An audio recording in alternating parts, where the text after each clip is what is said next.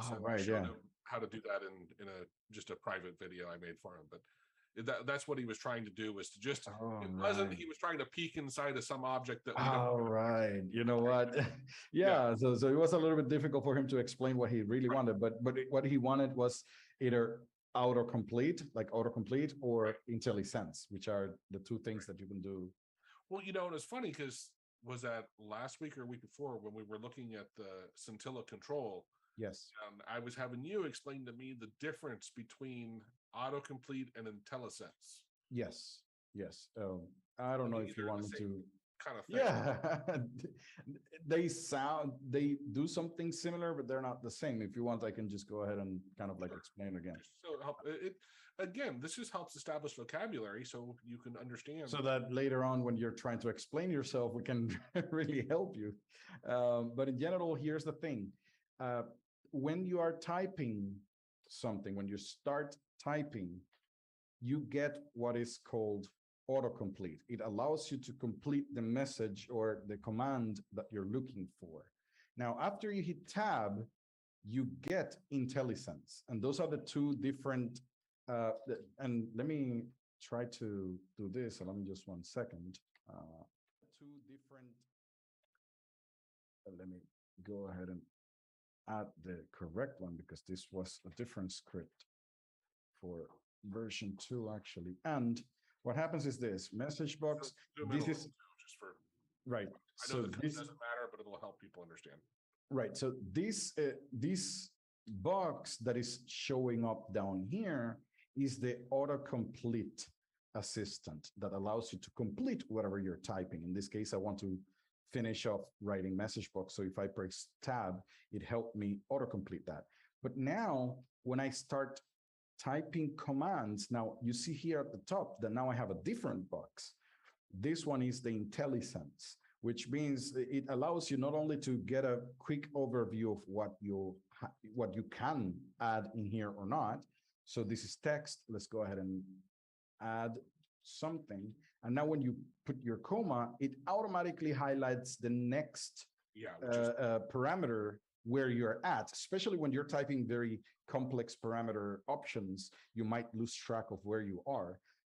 So you know what, Isaiah, that is the one thing that Sight doesn't do that Studio and VS Code, I don't remember if Notepad does it, but they do, right. So now not only that, and I'll show you the next part, which is the one that is awesome. So now imagine that for the title, you're going to use another function. Now let's go ahead and use regex match. I'm auto-completing that. And now inside regex match, I get my IntelliSense.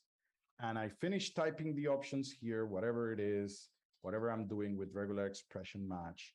But when I come out and I press the comma, now my options, so it depends on which function I'm at, that this IntelliSense, that's the problem, that's where the name comes in, is intelligent. It is intelligent sense of where you're at. So not when I'm using it. Right. So notice that if I move my caret, if I'm inside regular expression match, it tells me that I'm in the second one. And when I move the caret outside, it actually highlights where I'm at in message box. And I don't think I was reading everyone in the chat here, but I don't think you also mentioned the coloring highlighting. That's the letter, is it? Yeah, so the blue one is where you're at the moment. Yes. No, but I'm saying the fact that you have different colors being applied to different words. Oh, so that's the lexer. Yes. Right. So which that's the lexer. I'm just saying is like that. Also, it's another thing that I kind of group it all together as IntelliSense. In one, yeah, but no. To understand the nuances. Right. So the lexer is the one that adds different colors to different part of your code. And one part of the lexer is doing the autocomplete.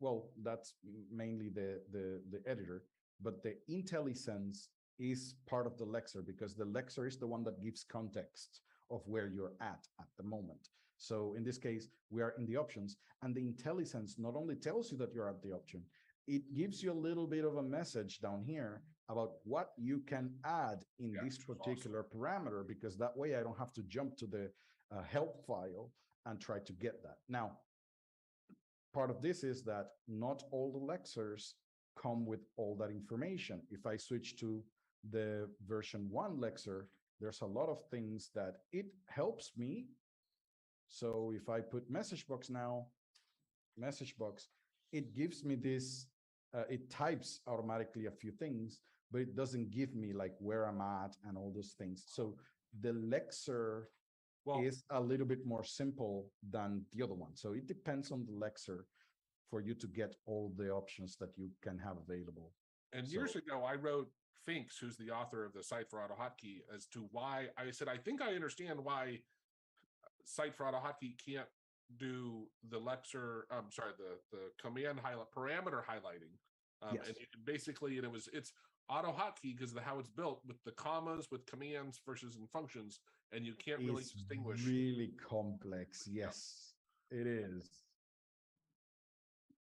Is how to actually turn that off, because I've had a lot of people comment on my videos that they find it actually quite annoying sometimes. Most people like it, but there are some people, so I don't know if you want to show real quick how how you would turn that actually off.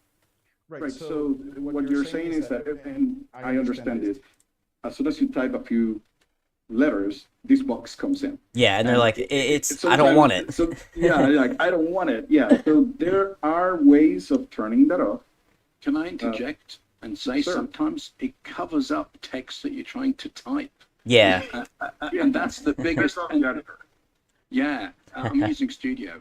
So, the box is really useful. I like it, but I'd like to have it, a bit to the left, a bit to the right, not right under the cursor.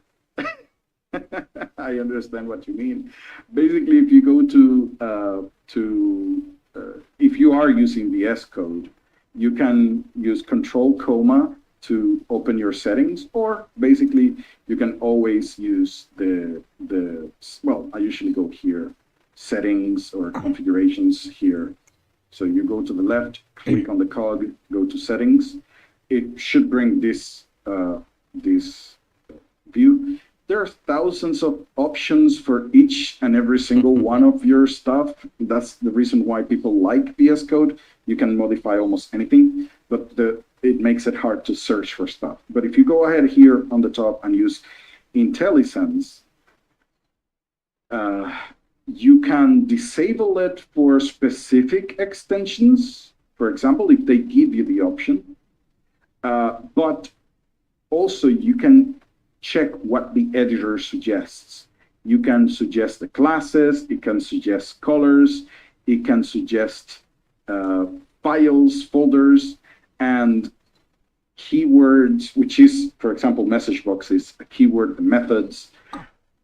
And there's one part of it that people do not like, which is basically here, show words. What the editor does is whatever you have typed already on your code can be suggested to you again. And that gives you these long, big pieces of IntelliSense or autocomplete boxes. And you can actually disable that. You can disable the whole suggestion if you want. I think there is an option out there. So suggestions, so this is text editor suggestions. And you can either, it seems to be that you can disable them one by one.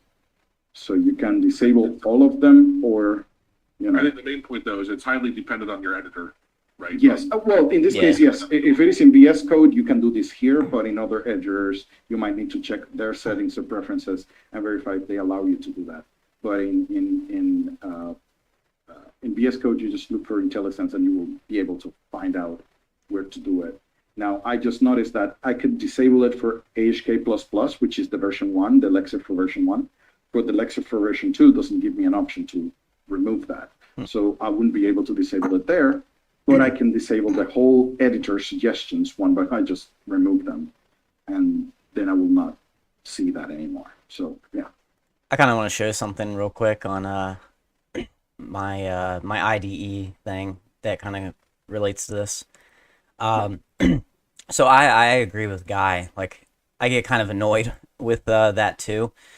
So for now, my IDE, I actually have it down here as its own little separate area. So you can start typing like message box, and it'll kind of do the same thing. Oh, right. Yeah, but so it would give you. Yeah, but it's like out of the way, and then you can click on it, and it will kind of fill out these options for you, and then you can replace them one by one. Oh, that is awesome. That is a nice way. Yeah, I plan to add a little bit more. So instead of clicking, I'm gonna have like a hotkey that will, do that. I plan to kind of do the information, but for now, you can just type over here too to get the information, and it'll take you. Oh, that's on my other screen. Yeah, it'll take you straight to the documentation. Right now for version 1 only. Version 2 I plan to have added this week. Right. But yeah, I did that awesome. just because of that. If you're saying about the hotkey, let me suggest just use the tab. That if I'm pressing MS Yeah. and hit tab, it should just go ahead and autocomplete message box, because that's the way how Most of them people work. are kind of used to. But yeah, it looks awesome, and actually that's a very nice idea, having the autocomplete, or at least the suggestion, to be in one specific way outside of the code for people who get annoyed by it. Yeah. Well, I like it, but it just it obscures what I'm trying to type, and it's like So, Yeah, I'm forced to hit escape. So I type half of it, it shows up, I hit escape, keep typing, and then I hit tab to autocomplete. It's annoying. I get what you mean. And I plan to add a setting where you can switch back and forth between having it that way or how you just showed us. That way you can pick and choose which way. That's on my to-do list. Touch typists? with 2 fingers, yes. I touch with 2 fingers. Because it's never an issue for me, and I'm wondering why. And it's because I don't look at what I'm typing. That's right. I mean, I'm just typing, right? I'm not looking at what I'm... 50-50. I use 3 fingers. I use 3 fingers. I don't use all 5, but I use like 3. Sometimes the drop down goes down. And so I'm typing a message box or a command that is relying on a variable that I have down there, for example. So I'm typing, and below there's a variable that I'm going to put in here, but I have to type the command first. When I start typing, it hides the variable that I'm trying to type, and I'm like, oh God, yeah. Studio offers up the variables when you start to type, so you don't have to see it. Yeah. Anyway, like I said, I'm not saying one's better or worse. I'm just saying for me, No. I know. I've got a couple of observations and some help that you might be interested in as well, if I'm putting things in the list in there. Yeah. If there's nobody else with a question, I think. Okay, this is a really simple one, and that is, how many of you know about the Microsoft phone link? Yeah, Yeah, yes. Awesome. It's lovely. Now, I thought, okay, the program I'm writing to interface with my CRM. So I thought, wouldn't it be nice if I can dial out, not through a SIP dialer, but using my mobile phone? I thought that's the easiest way to do it. It won't let you. No, it doesn't. So I thought, okay, I'll be clever. So I went to the UI automation thing that you showed, and I thought I'll pop that up and I'll dial it manually. And guess what? At the moment the UI automation pops up, it disconnects the phone link. Oh. You can't do it. Yes. Oh, that's interesting. The moment you run Zoom, it disconnects the phone link. So you can't dial a call while you're on a Zoom call. So I thought, okay, I'll be clever. So I'll have to use manual clicks. So I know where the mouse is, and I know where the numbers are, and I'll simulate user clicks. So if I size the window to a set size, I always know where the mouse is going to be. Yes. And then I go, okay, I know the coordinations of the keyboard. I go click, click, click, click, click, click, click. That works. But if something like Zoom comes up, it disconnects the phone. Right. So, and that's something. I don't have that problem, guy. So what do you mean by? Okay, shall I? Okay, let me. It's going to have privileged information, so I don't think. No, it's not. It's not. Okay. I've switched off all the privileged information stuff. Okay. Right. Always got to remind people. No. That's awesome. I mean, at the end of the day, as facilitator, that's Joe's job, isn't it? Okay, so I'm sharing a screen. Can you see? Yeah. So you have it like that, and you're supposed to be linked to your phone right now. Okay. But now it's come on. It's now come on because I'm sharing the screen. When I wasn't sharing the screen, it disappeared. Okay. Let me launch the UI Automator bit. Accessibility. This one here. when I launched that, think, oh, I want to have a look at my phone bit. Well, now that I'm in Zoom, it's letting me do it. It didn't let me do it when I wasn't in Zoom. So there's something weird going on there.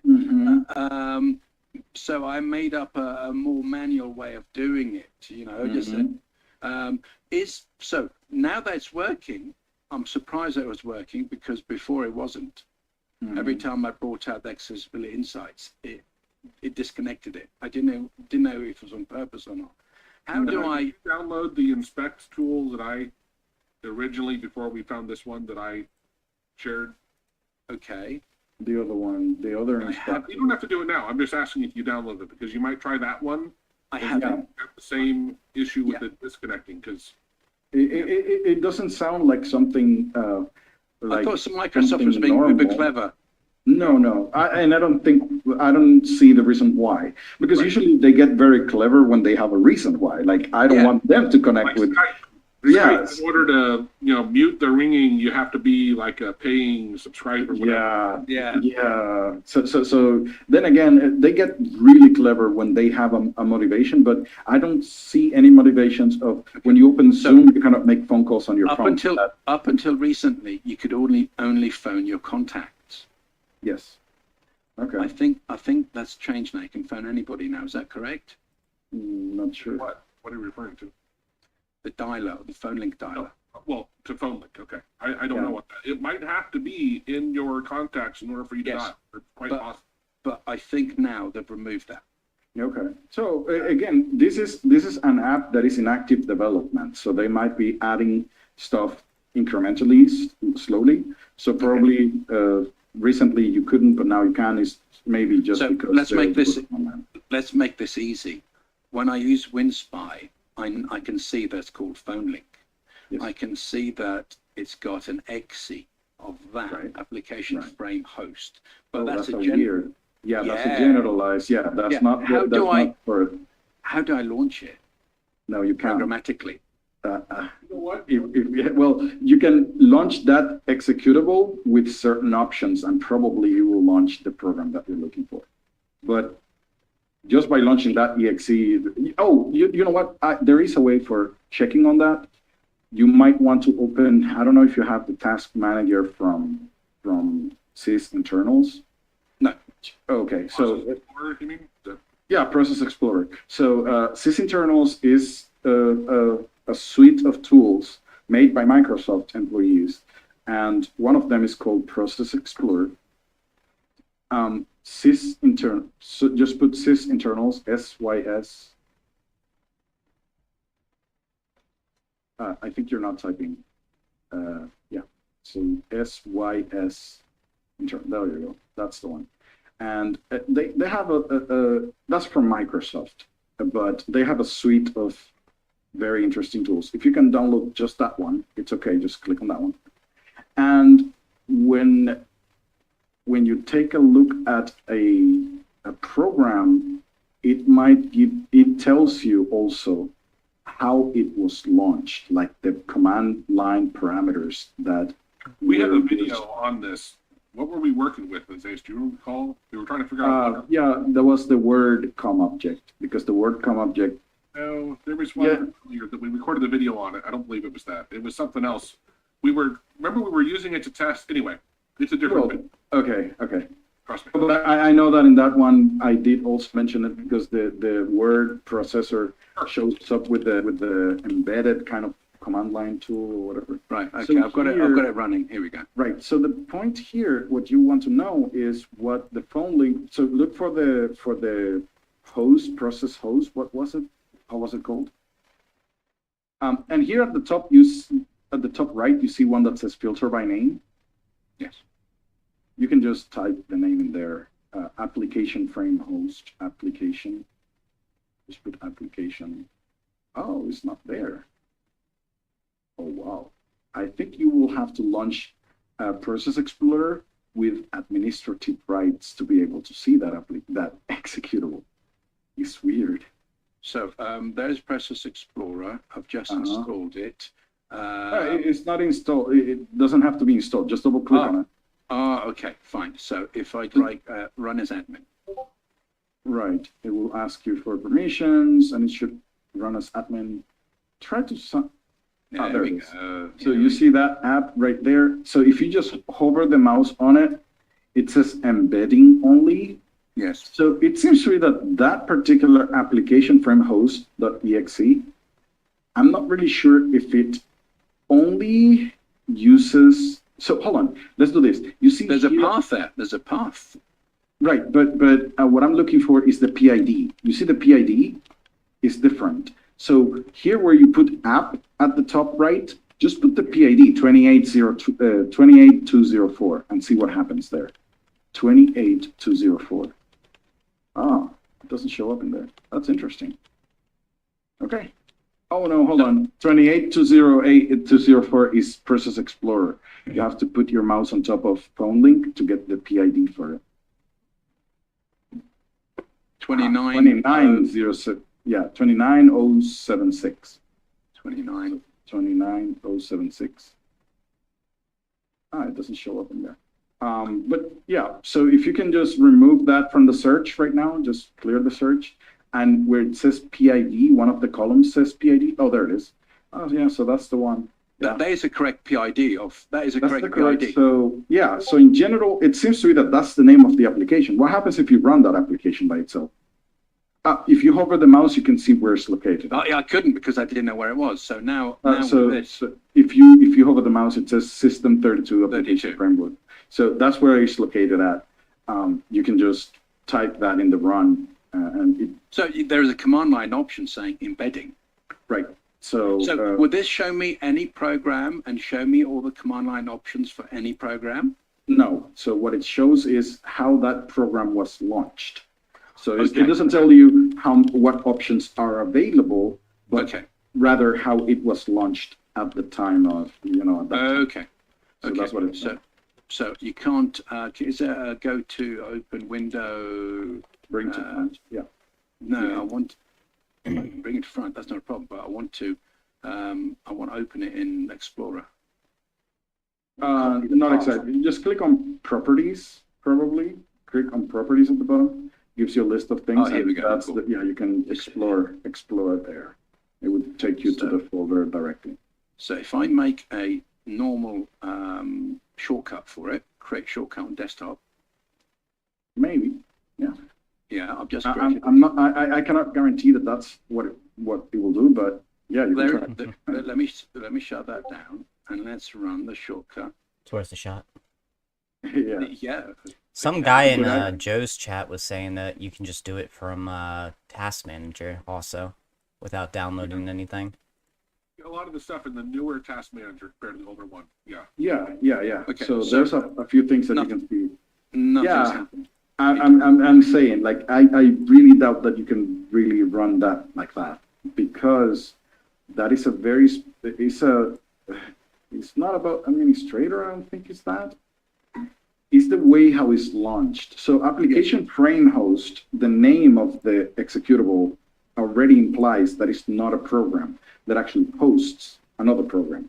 So probably so if you go ahead and open your phone link, where's your phone link app? Where's your So my task manager, there it is there. So right click on that and click on properties, Try that. settings. The properties don't exist. Settings. No, settings. Oh, Yeah. okay. It doesn't have properties. So you cannot really see how it Dots. was launched or okay. Yeah. The only way I can do it is, the annoying thing is, the only way I can do it is, I think I can put it on, is do an image search on the taskbar and click on the icon with that old No. key. Actually, you know what? Maybe Joe might have an idea on this. Let me point you, probably, Joe. You remember when you were checking how to find Windows apps? Because this is not a program, this is an app, right? Yeah, and that's what I was gonna say was QAP, Jean has built in launching the newer Windows 10 apps. Right, because So this it's is a an much app. simpler way of like, oh my God, like I don't have to figure this out. Because there's a couple posts in the forum talking about it. It's crazy complicated. Like they give you this unique ID, on your computer that you can use it. But yeah, I was looking though, I didn't see anything that looked like phone link or your phone, which is what it used to be called, which was the worst Right. name in the world. So where's John when you need him? He's actually out today. He said he wasn't. Yeah.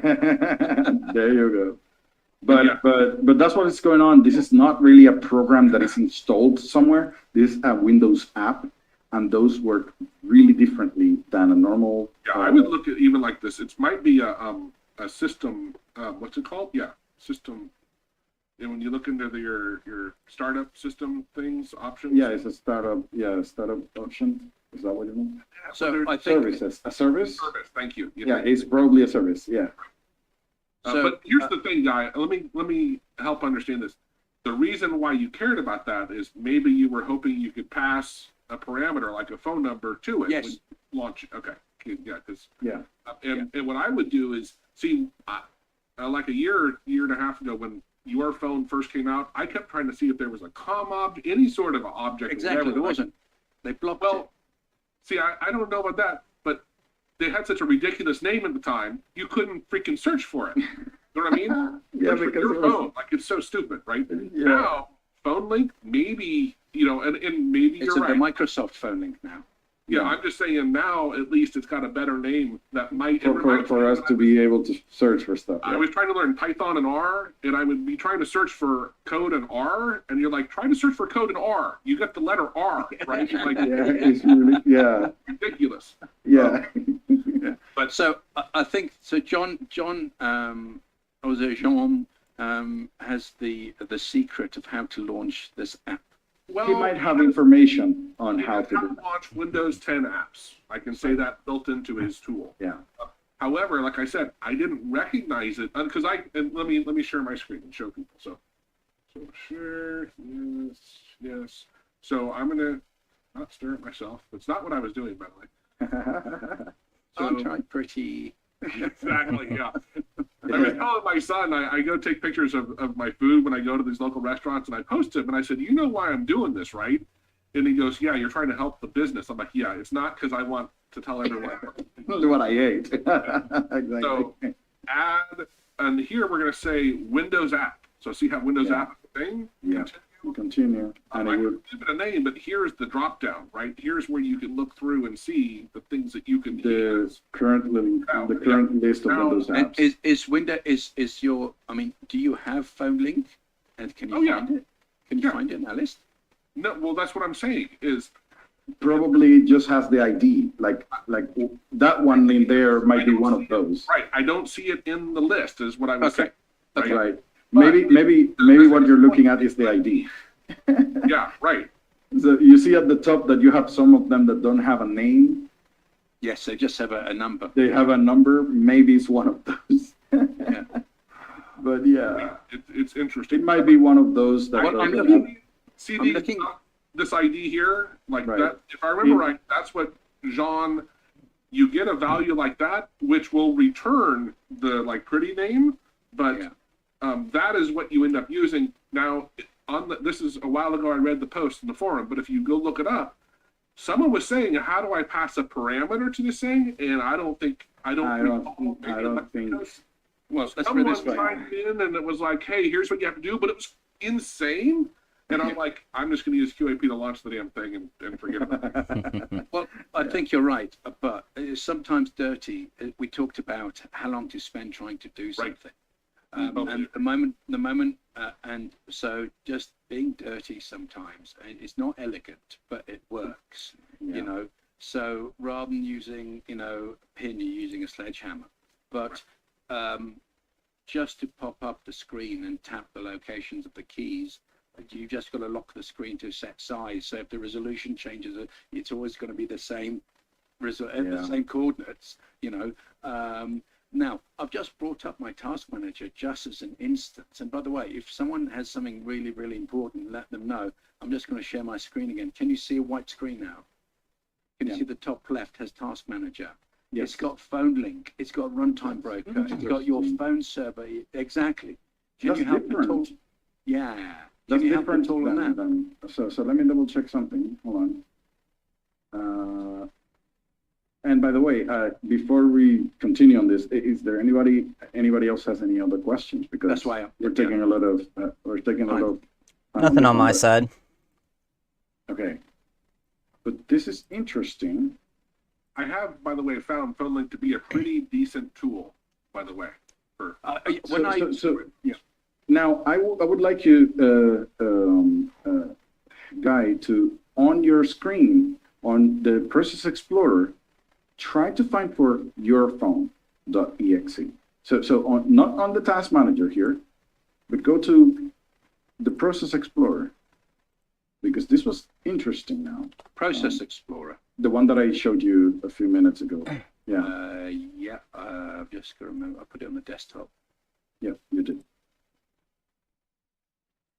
By the way, I found everything to be so useful to search everything. Absolutely incredible. So I've got Process Explorer. So run as yeah. administrator. Right, got it. It's and running. let's search for your phone instead of what we were looking at. So your phone. Ah, there it is. You see your phone? Just hover your mouse on top of that, and you will see a very interesting location. Program files, Windows apps, microphone your phone, and then it gives you your phone X. And these are the parameters passed to it, the -s server name, and it gives you a server name that was launched with it, which is the other executable that was So sent. if I do a command line with that context, it should Right, so just right click on it, on your phone, so that one. Yeah. Copy, so properties, sorry. And just copy that where it says command line, just copy that where it says command line. Yeah, copy the whole thing. No, the one. Oh, sorry. Oh, there it is. Okay, there. Yeah, that Control one. A. Right, Control copy C. that. Now, you should be able to use the run command in AutoHotkey with that, and it should work. That's the idea. If I close the application and just bring up a command window. Right, yeah, and and just do that. paste it in. Hold on, you're missing a. Okay. Hold on. Hang on. I've brought up the wrong command line. Have you? Yeah, it's specific. No, I've got to bring it up as an administrator command line, haven't I? I'm not really sure if you need to, but yeah, maybe. Yeah. So there's an administrative command line. Uh, Now I don't need I don't need the commas. No, just paste and enter. No. Yeah, you do need them. Yeah, you need those. Okay, so it's gonna tell you that because, hold on, you're running that in a very specific way. How about if you remove the last part? So click OK, remove the -s with the server and stuff, because it is trying to load some executables that cannot find. Some DLLs, but that's because it is expecting that from the server. So just keep going. Yeah, just do that. Let's see what happens. Yeah, it cannot be loaded that way. It has to be loaded in a very specific environment. How about, let's see. And I see that the server is running, by the way. I see that the server is running there. What I'm going to do, I'm going to give you control. So no, but in general, I really doubt that. Oh, I cannot touch the administrator's command prompt. Okay, Can you minimize that? You want me to minimize it? That's fine. Yeah. Right. So what happens is, and I cannot actually use that other program either because it's in administrator. Probably the way how you see the command line. Yeah. At the bottom it says current directory, right? You have to use that as the context of that program. So probably if you open that location first, just open the location, right? From there, run the other one, like that other thing, I think. Oops, That now might. So in the context of that location, I don't know if that would work. Nah. So in general, there is something, what happens is it needs, and this is what we were talking about.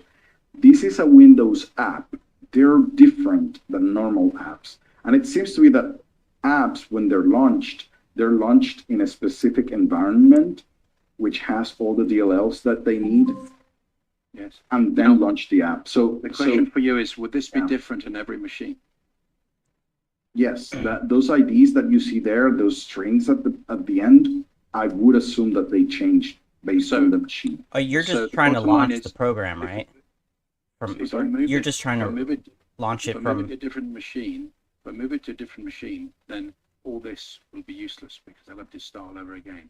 Yes, Thomas, I am trying to launch the program so I can use it. Oh, here, let me share my screen real quick. Absolutely. And he's trying to launch it in AutoHotkey. So if you have a way to launch it directly in AutoHotkey, that would be.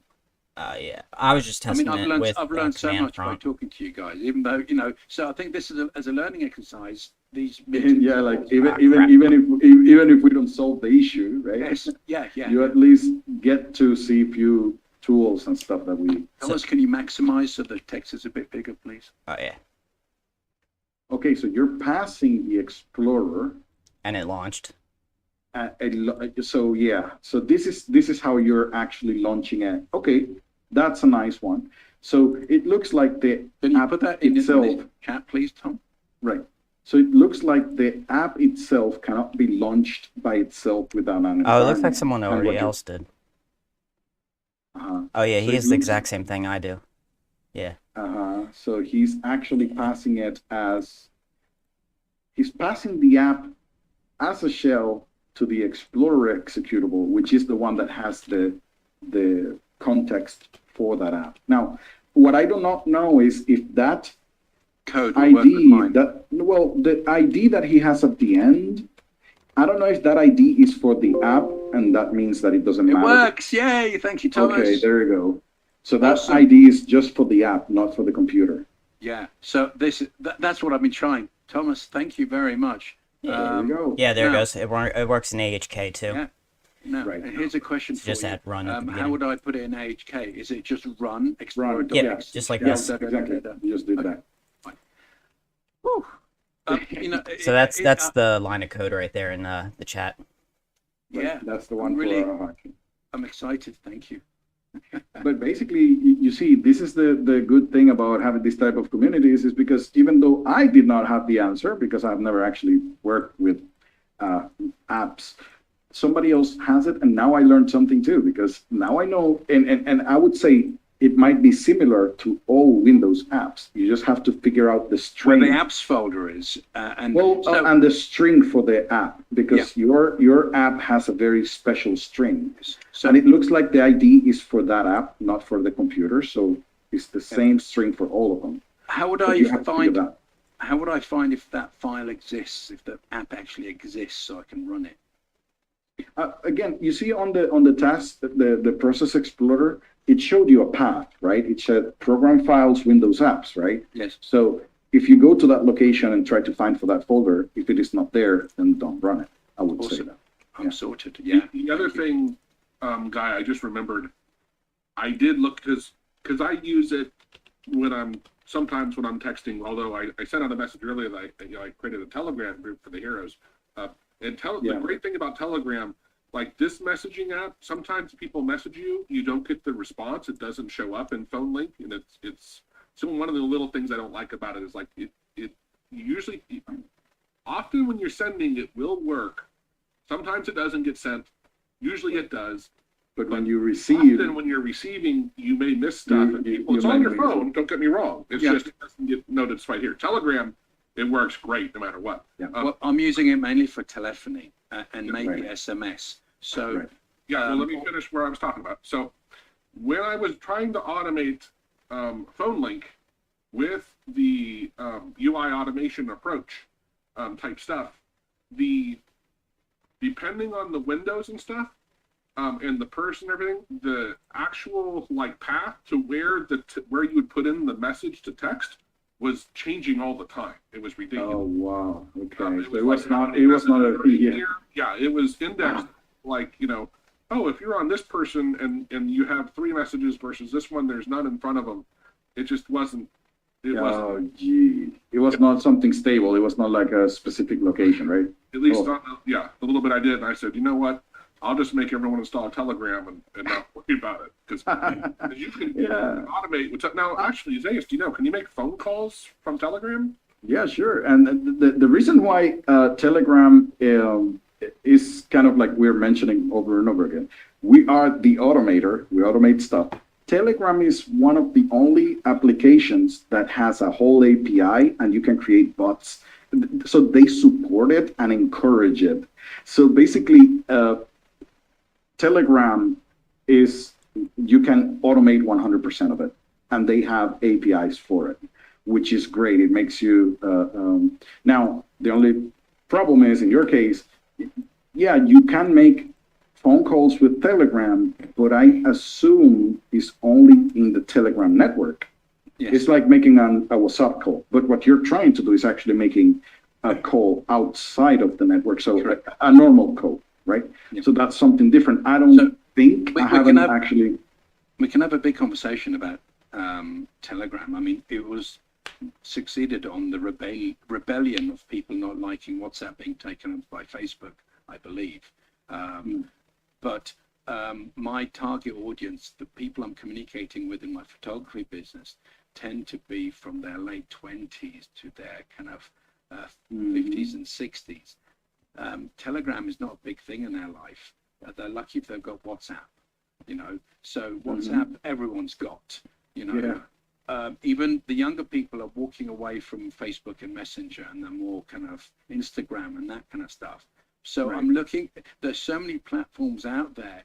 There's no way I can automate for all of them. I'm just looking for the common denominator. And I think for me, SMS, telephone, SMS and WhatsApp. Yeah. And let me make a parenthesis here. In this side of the world, WhatsApp is the main one. But if you just move a little bit over to Europe, nobody in Europe knows what WhatsApp is. And I'm like, how does that work? Yeah, well, because we're so used to it that we think it's the norm, but it so just happens. What do they use? Telegram. Oh, Telegram. Okay. So Telegram and WhatsApp are basically the same thing. The only thing is that Telegram is open source and has you can modify it however you want and doesn't have restrictions. WhatsApp is the same thing, but with a lot of restrictions and is closed source. Basically, that's the main difference between them. But the other difference is when you go to America, everybody has WhatsApp. Nobody knows what Telegram is. When you go to the other side of the pond, then everybody knows what Telegram is. Nobody knows what WhatsApp is. It's weird, actually. Okay. Well, in the UK, for me, it's WhatsApp. So yes, awesome. So I'm just playing around with. You know, when I got time to kill, I do my coding as a hobby. As you know, my main business is the photography.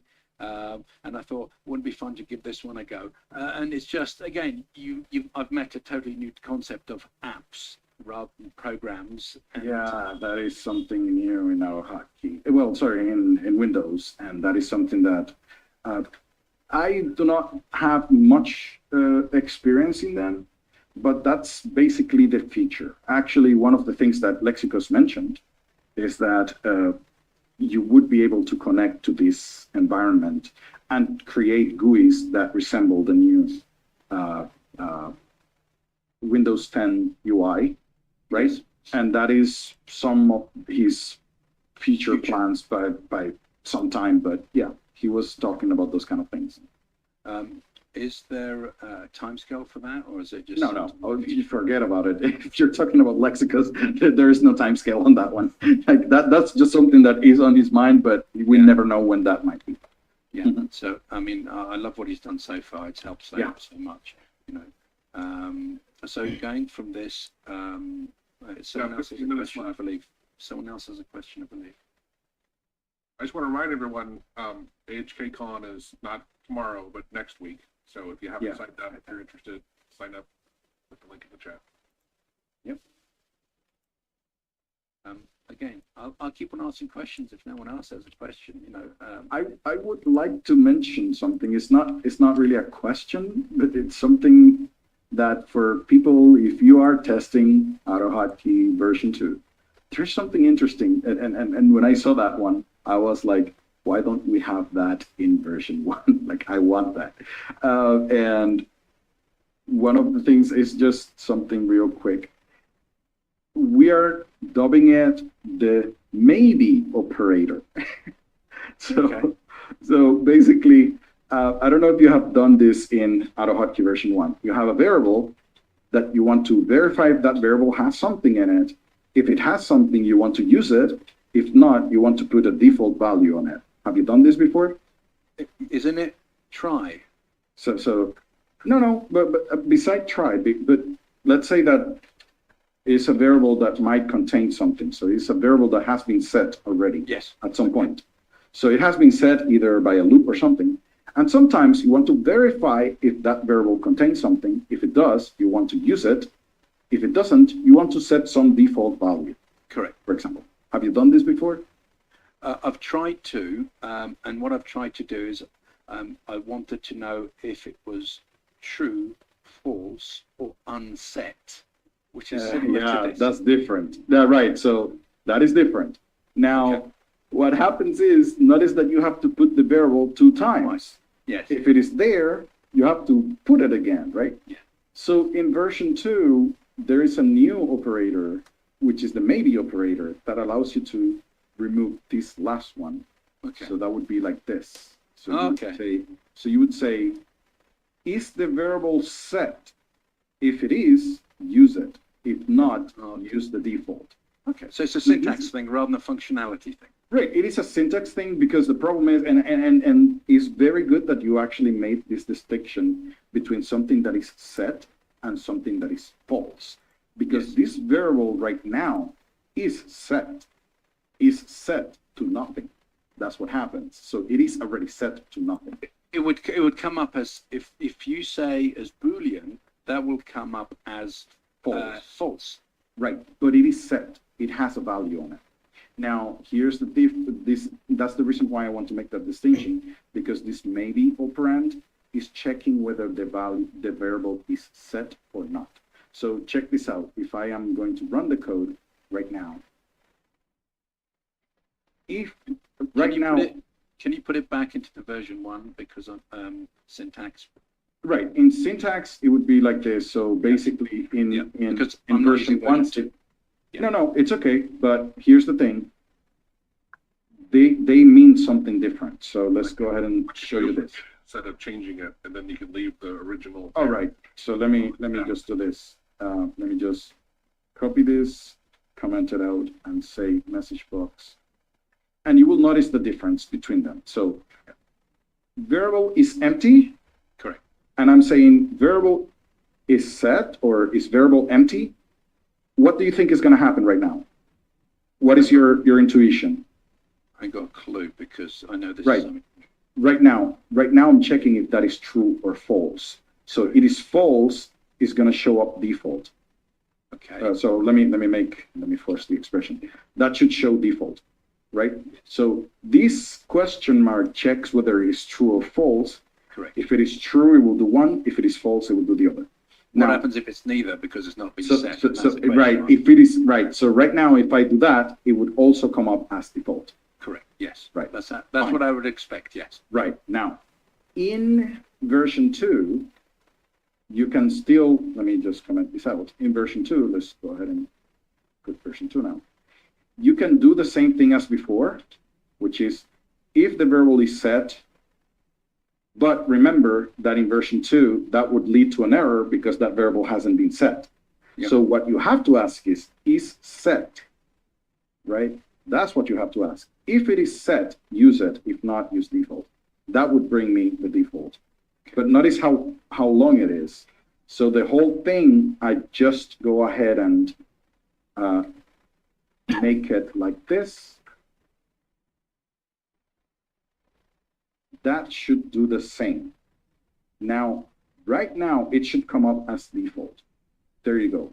But you have to keep in mind that if you set the variable to blank, it would actually return blank because the variable is set to blank. So how can you achieve the same result in version 1? Or can you? No, in this case, if you want to do this, if you want that to show default, you would have to use the normal ternary operator, which What means I'm saying is, I want to, if it's not been set as false and it's not been set as true, I want to find out if that's the case.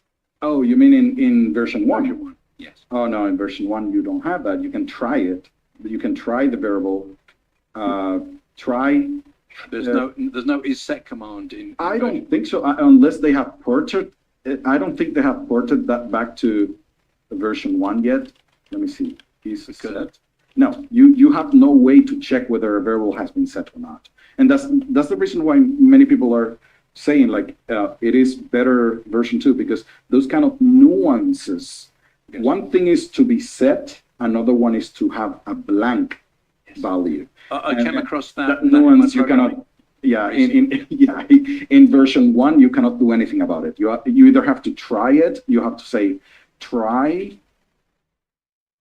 that. So you have to try whether variable 1, then catch it. If you catch an error, then you set var to default. That's what you have to say.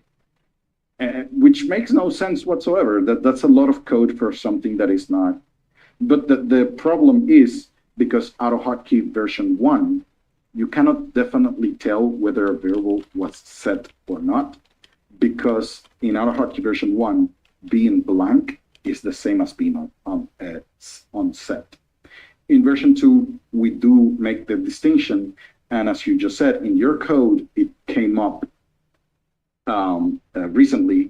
And yeah, trust me, when you're coding a lot, that's going to come up a lot of times. One thing is that you want to verify if it is empty, which is blank, blank, or whether it has been set or not. And that's something different. So yeah, I just wanted to kind of like share that. We had a question that should get us pretty much. Yeah. Someone just mentioned what were you referring to when you said it depends when Lexicus will get around adding it or not? What was the topic you were talking about? We were talking about some changes to the GUI interface that he's planning. So one of the things in one of the forums, he mentions that at some point, re-overwrite or revamping of the GUI to be the modern GUIs is a good thing to do. And were you referring to version 1 or version 2? Or no, he's forget about version 1. Everything he's doing, it would be for the new. Yeah, so it would be always for version 2. Lexicus, okay, so this is clear. Lexicus doesn't care that much about version 1. Everything he's doing is for version 2, and that's the only thing he's working with. There's some porting of certain things back to version 1, but it's not because he wants to. People actually, I think this week goes ahead and says, I ported this to version 1, and he decides whether it's enough to port it back. But any new development, I don't think he's ever going to do it for version 1. It's just version 2. As a newbie, my opinion is the version 2 is more complicated unless you're a full-time programmer. Now, as much as I like the idea that version 2 will give me more ability, what are your thoughts about, will I have to learn how to program properly? Because my programming experience started with the Visual Basic and the ZX80. So I'm in that mindset. I've not had a degree in computing from a university. So what are your thoughts about my skill levels? And well, other people have the same question. I'm just going to say the same as usual. So basically, you say that you feel that AutoHotkey version 2 is more complicated. I don't know. I've not experienced it properly. No. So I would just kind of clarify that. It's not more complicated. It's basically the same. The only thing is that it's more strict, which means that it allows less room for errors, because it will notify you. It will notify you that you made an error. So it will tell you, hey, this variable, you haven't assigned a value to it ever. Do you want to really continue? Some people find that annoying. It's annoying, but here's the but. It's not like you're learning. You know English, you can learn French. Right. No. It's basically most of the things that you do, they look exactly the same. There are a few new details like that, maybe operand that I was just talking about, but usually those new things help you in your coding. That's basically it. But if you're just changing a file name, if you're just looping through files, adding some things to some files, if you're just doing basic operations, there is no need for you to switch to version 2. Yeah. But as you just said, in your code, you started having issues whether the variable is set or not set. Yeah, I need a tri-state variable, not a binary variable. Then AutoHotkey version 1 is not for you, because AutoHotkey version 1 doesn't care about that. Yeah. Sorry, I disagree on that. why wouldn't you just put 1, 2, or 3? I don't understand. I could, but I'm trying to be clever and use the facilities that I have there, rather than just, build my own function, Okay, no, that's okay. In your case, that's your case, but let me tell Joe when would that happen. For example, I have a loop that that you have loop on Joe. Here's the thing: we're out of time, as this. Oh, right, yeah, okay. Because we're going to jump to the hero thing, but you made a long explanation for you. What I want to say is for non-programmers, like for me, I honestly, Guy, like I don't know if and / when I'll switch, because it just the version 1. There's not a ton of new functionality. Now, if you're creating GUIs, I totally get if you're doing a lot of GUIs. Version 2, I think, is much clearer and simpler, right, and easier. If you're not doing GUIs, it's I'm like, I don't see the big benefit of switching, right? And I'm not knocking it. I'm just saying. No, and basically, that's exactly how I just started. The programmer, and he's like, to him, it's nothing, right? It's like him and I were talking about DLL calls, and he's like, like they're not simple. They're simple for you because you understand them. Right? No, but basically that's how I started off my explanation. Like, if you're just fixing files, doing basic stuff, you don't need version 2. It's just when you start pushing the limits of version 1, and you will find them, you will start asking those questions like, how do I know when a variable is unset? But it's not going to let you know. Other dimensions as well. Is right now there's a plethora of version 1 code out there, right?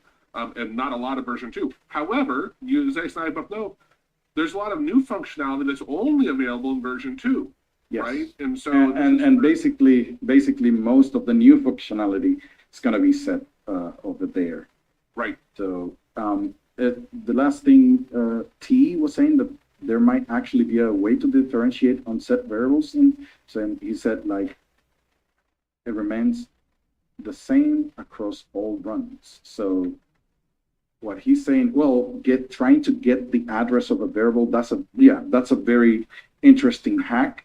So what he's doing is just sending a message box instead of the variable itself, trying to pass the address, and that should give an error. So let me set it. It should give me a number, but that number, he says that is the same all the time. So that means that this variable doesn't have an address, and the address assigned to it is this number. I'm not really sure if that's a good idea, but that's kind of like a hacky way to get it. But that leads to other issues that maybe we will discuss in another moment when we have a little bit more time. But basically, that's a good way, well, at least in this instance, of checking if it was set or not set. All right, well, we're out of time, unfortunately. For the heroes over here, you can, the link to go to for our Zoom meeting. But thank you all. Again, sign up for HKCon, even if you can't make it. That way you get the links to the recordings and everything later on. That's right. Cheers, everyone. Great weekend. You, see ya. Bye. Peace. All right, what do we have here? What are your thoughts on stuff like JSON and JUnc and AutoHotkeys? I've used JSON for like data storage, but honestly, I prefer to go more for I don't know what you're trying to do with it, but I've used it for data storage before. But I honestly prefer INI files a little better. Those have been, I think, the most organized, easiest to read for people who maybe aren't programmers, because, with JSON, you're still doing some sort of code probably. But with an INI file, you're just creating like a section and, what's in that section. So someone who's not even remotely a programmer can still go into an INI file and understand what settings they're changing. JXON, I've never used that before in AHK. But yeah, so I'm not sure what you're using it for, but I've used it for data storage and it's all right, but INI is the way to go. My opinion, at least. Script to create. If a software opens, turn on the particular AHK script. Yeah, I mean, that's pretty easy. All you're really gonna do is you would have to have an HK file already running, so maybe put it in your startup folder, and you would just put it on like a set timer to go off maybe every like 1 second, and it would just kind of do like an if statement. If window exists, run, and then the path to whatever HK thing you want. You could also make it do like an else, where it goes, if win does not exist, you know, exit out of that HK script. So maybe you want it to automatically turn that off too.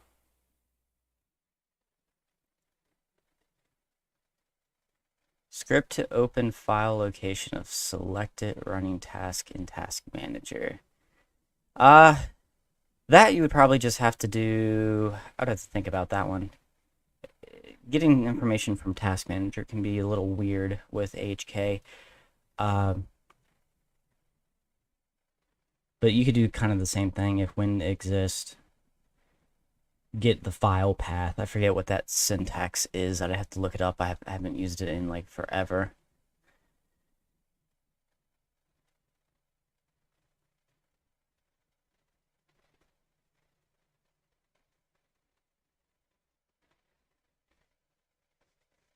Well, I have to get onto another call, so I can't do it now, but I'll look at that real quick. I gotta remember the syntax and the command for getting the file path of the window. I just haven't used it in probably like 5 years, so I tend to forget some of the commands that I just don't need. So, would you use an INI or JSON in case where you need to store, like, what do I see? You're storing like some sort of code. That's how it is. It doesn't really matter, honestly. You could use both. I don't know. I always tend to go with INIs just because they're just so easy for someone else to understand without even needing to know how to code. You know, if I wrote a script in AHK and it had a JSON file and I, you know, sent it off to another AHK user, there's a good chance they're not going to understand how to even use a JSON file or what it even is. But an INI file, they can look at it and understand, like, okay, here's like a section, here's, you know, what's in that section piece by piece. And I just think it's easier for people who don't know how to code. So if you ever need to share and they need to change maybe that line of code, you can say like, hey, go to section A, item 2, delete what's there and just paste this. They can do that so easily, and it's very unlikely that they're going to mess it up. So, yep. All right, we'll be back next Friday. Next Saturday is AHKCon number 1. It's a pretty long day, so obviously a lot of you probably aren't going to join in at every single point. The JDIP library, it's very complex. It can take a while to understand, but it's very awesome. I actually have it right here on my desktop. I got the JDIP all. I use it for background pixel searches and background image searches. So if I have, you know, Notepad open, but I have Chrome behind this, it can still do an image search on Chrome and a pixel search. So that's really all I've ever used it for. It has way more functionality into that. And I do plan to do a video very soon on that, actually. It's on my to-do list. But then again, I got like 30 things on my to-do list. All right, everybody. I will see you later. Yep, I got Task Manager stuff on my list too. So lots of good stuff. Oh, I'm going to shut my computer down in the stream. See you guys. You can always email me. All that information's on the channel under the About page or tab.